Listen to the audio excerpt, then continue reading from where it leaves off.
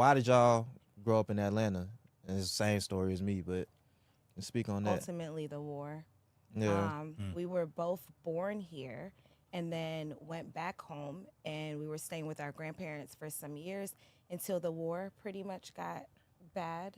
And it's interesting to think about what governments know, because there were so many like letters being sent, you know, there's a war happening, remove these American citizens, there's a war coming, but you know, you're not really seeing it right away. So it's like you're listening, but you're not, till it gets to the point where it's like, we will be taking these American citizens from you if you don't remove them. And then from there on, steps were needing to be taken for us to move. So then we came. So the U.S. was reaching out to Sierra Leone and saying, like, give us back our people, to your parents. Yeah, because they were minors. We're minors. And they were We American citizens.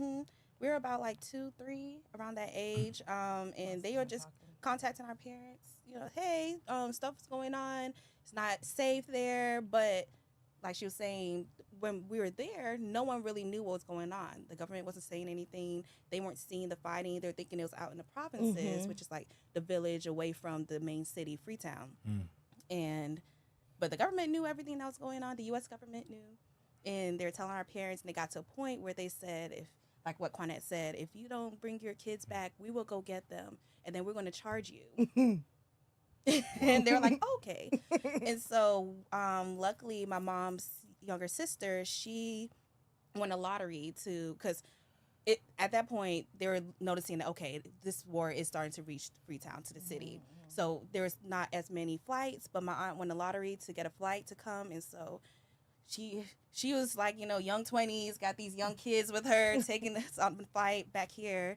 And unfortunately, the war lasted 11 years. Yes. Yeah, that's so a while. we weren't Shout able out to Auntie back. Denny for that. Yes, shout out to Auntie Denny. She's like our other mom.